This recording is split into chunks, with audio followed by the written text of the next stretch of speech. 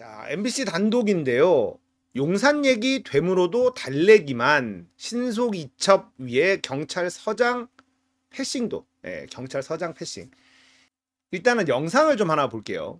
경찰서장께서 용산에서 이 사건 알고 있다, 심각하게 보고 있다, 그 얘기를 했을 때는 머릿속이 하얘지는 그런 느낌이었습니다. 서장님이 용산에서 알게 됐다고 심각하다고 지금 그렇게 말씀하셔서 그때 제가 그 상황을 제가 안 거예요. 이게 서울청에서 한 게 아니라니까요, 서장님. 저는 옷을 벗을 각오까지 돼 있어요, 지금. 그렇게 좀 너무 나가지 마시고요. 근데 일단은 보고를 계속 해야지 저희가 뭐 지원을 할지 안 할지 판단이 될 거 아닙니까? 이첩 부분 전혀 몰랐던 부분도 진짜 변명이 아니라 그냥 제가 더 안타까운 거 제가 무능하다 느낀 거죠. 아니 기관장이 모르는 이첩이 있을 수 있습니까, 소장님? 저도 황당했던 거죠. 근데 이게 말이 되냐 이거죠.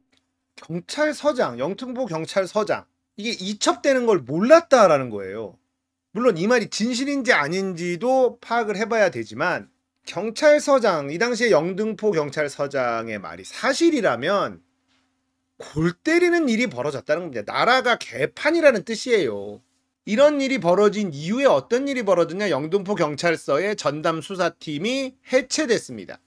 이 당시에 이 서장은 용산 이야기를 한 적도 들은 적도 없다. 하지만 아까 녹취 파일에서 들었듯이 용산 이야기를 이 백혜룡 경정이 꺼냈죠. 이때 아무 말 없습니다. 그러니까 이 서장은 거짓말한 것은 이미 드러난 거고 이첩 지시와 관련해 서울청 관계자도 검토 수준이었다. 지시한 적은 없다. 전부 다 거짓말이 될 겁니다. 자, 민주당에서는 제2의 최병 사건 이렇게 키우려고 하고 있고 키울 수밖에 없는 상황이죠. 자, 이 사건이 얼마나 골 때리는지 한번 봅시다. 영등포 경찰서에서 마약 수사를 하다가 관세청 직원이 연루된 걸 포착을 합니다. 수사를 하고 꽤나 구체적인 정황까지도 다 찾아냈어요. 자, 그래서 경찰청장에게도 칭찬을 들어요. 윤익은 경찰청장에게 칭찬을 듣습니다. 그런데 갑자기 언론 브리핑을 보류하라는 지시가 내려옵니다. 그리고 영등포 경찰서장은요, 용산에서 심각하게 보고 있다 이런 말을 합니다. 이 사건이 일어난 게 작년 9월입니다. 웬만하면 이런 일들이 벌어졌다라고 했을 때 전 정권 타령을 하는데 이번 건은 전 정권 타령도 안 하죠. 그리고 이 사건만큼 전 정권 타령하기 좋은 일이 없잖아요. 마약과의 전쟁 얘기를 했었고 9월에 작년 9월에 관세청 직원까지 연루된 마약 밀수 카르텔을 찾아낸 겁니다. 문재인 정부 때 얼마나 개판 쳐놨으면 이런 일이 벌어지냐. 윤석열 정부에서 이걸 잡아냈다. 자, 대대적으로 키울 수 있는 선거 호재입니다. 전 정권 탓하면서 민주당을 공격하고 윤석열 정권의 치적으로 삼을 수 있는 너무나 좋은 선거용 호재예요. 그런데 이걸 덮었습니다. 이상하잖아요. 이상한 게 한두 가지가 아니야. 제가 계속 말씀드리지만 최혜병 사건은 도대체 왜 임성근을 지키려고 했는가? 이게 너무 궁금했고 이걸 궁금해하다 보니 지금 삼부토건, 국가 권력을 활용한 주가 조작까지 지금 확장이 된 상황이잖아요. 이종호라는 인간이 등장을 하면서. 근데 이종호를 쫓아가다 보니까 조병로라는 인간이 나오고 결국 이종호 라인, 김건희가 뒤에 있는 인간이 조병호였고 이 조병호가 외압을 넣었다는 거 아닙니까? 그리고 이 조병호는요, 관세청 출신이었어요. 자, 이 이야기가 단순하게 조병호 개인, 조병호가 친한 사람들이 있어서 이거를 외압을 넣었고 이걸 김건희급의 입김을 넣어서 이걸 무마시켰느냐라고 하기에는 이상한 점이 한두 가지가 아닙니다. 조병로라는 사람이 뭐 그리 대단한 사람이라고. 조병로가 김건희에게 이거 좀 봐주세요. 이래서 김건희가 그냥 힘을 썼다고 하기에는 너무 이상해. 왜냐면 전 정권 탓하기 이렇게 좋은 카드가 없는데 말이죠.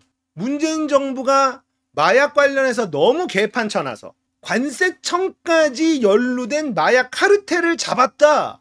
야, 이렇게 좋은 카드가 어디 있어. 이거는 선거의 호재도 이런 호재가 없어요. 윤석열 한동훈 완전히 대형 홈런을 칠 수 있는 사건 아니었습니까? 온 언론들이 이거를 문재인 정부 때 마약에 대해서 잘못하고 검수완박한다고 수사권 뺏어가지고 이렇게 됐다. 너무 좋잖아. 검찰한테 수사권 뺏으면 안 된다. 이렇게 써먹기도 너무 좋고 호재도 이런 대형 호재가 없어. 근데 이걸 덮었다는 거예요. 조병로 때문에, 조병로의 부탁으로. 이거는 설명이 안 되잖아요. 도대체 왜 관세청을 지키려고 했을까? 마약 범죄를 덮으면서까지 관세청을 지키려 한 이유가 뭘까? 이걸 찾아야 됩니다. 자, 저는 개인적으로 의심하는 건 최은순 연루설, 관세청을 털다 보면 최은순과 그 사업하는 거 관계가 나올 가능성이 있다. 두 번째가 삼부토건이나 도이치모터스, 이게 이 관세청의 누군가하고 연루되어 있는 것 아니냐. 그래서 결국 관세청을 털거나 관세청의 누군가, 이 마약 카르텔과 연관이 있는 누군가가 털리기 시작하면 결국은 김건희로 이어지는 무언가가 지금 있는 것 아니냐, 연결고리가. 저는 이런 의심이 듭니다. 설명이 잘 안 돼요. 아니, 이런 정권에 유례없는 호재 아닙니까? 윤석열 정권에 유례없는 호재예요. 전 정권 탓하면서 언론에 마사지도 받을 수 있고, 아니 이거를 덮는다? 납득이 안 되잖아요. 그렇게 전 정권 타령하는 걸 좋아하는 애들인데 이거를 덮었다. 자, 이건 어마어마한 무언가가 지금 숨어 있다. 저는 이런 생각이 계속 듭니다. 아무리 혼자서 곰곰이 생각해봐도 납득이 안 돼요. 최악은 이 마약 카르텔과 김건희 일가가 연결돼 있을 가능성. 뭐 최악은 이것도 배제할 수는 없는 거죠. 이걸 왜 막지? 자, 아무튼 이 사건은 커집니다. 커질 수밖에 없어요.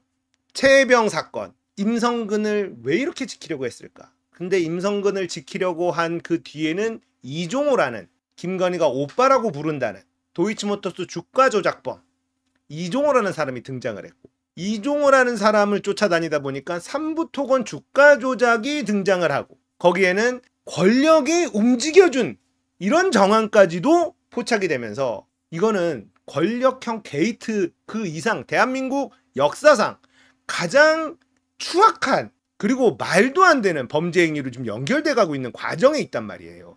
그런데 이 권력이 마약 밀수와 관계가 있다면 주가 조작과 마약과 관련 있는 정권이다, 권력이다? 이게 선진국으로 인정받는 대한민국에서 일어날 수 있는 일이냐? 그리고 생각해 보십시오. 우리나라가 무슨 아프리카입니까?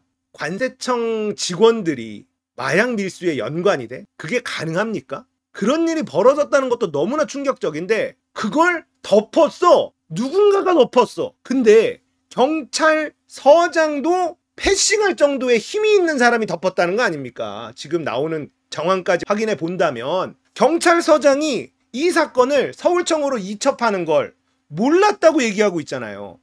그러면 경찰서장도 패싱할 수 있을 정도로 강력한 힘은 누구냐? 이거는 대통령실 말고는 답이 안 나와요. 왜 그러냐면요, 윤희근 청장은 외압을 넣었던 조병로 관련해서 징계를 요구했습니다. 윤희근도 윤석열이 심어놓은 애인데 윤희근도 열받아서 조병로 징계를 요구했다가 인사혁신처에 넘겼어. 이 인간 징계 때려야 돼, 외압 맞아 했는데 인사혁신처에 불문 조치가 내려왔잖아요. 그러니까 경찰청 선보다 그 위라는 거잖아요. 경찰청장보다 더 높은 사람의 힘이 여기에는 개입이 됐다, 이렇게 해석할 수밖에 없는 것 아닙니까? 그렇다면 이종호가 밀어줬던 조병로, 이종호가 밀어줬다면 그 뒤에는 김건희가 있다, 이렇게 생각하는 건 너무나 합리적인 의심이라는 겁니다. 와, 이건 진짜 너무나 충격적인 일이에요. 최혜병 사건도 반드시 진실을 밝혀내야 되고, 이걸 밝혀내다 보면 국가 권력 동원된 주가 조작이 드러날 수밖에 없고요. 지금 마약 수사 외압 이 사건도 결국은 국가 권력이 개입한 마약 밀수 사건으로 비화할 수밖에 없다. 저는 이렇게 강력하게 의심하는 바입니다. 김건희라는 희대의 말도 안 되는 여자가 등장하면서 대한민국을 절단을 내고 있어요. 진실은 반드시 드러날 겁니다.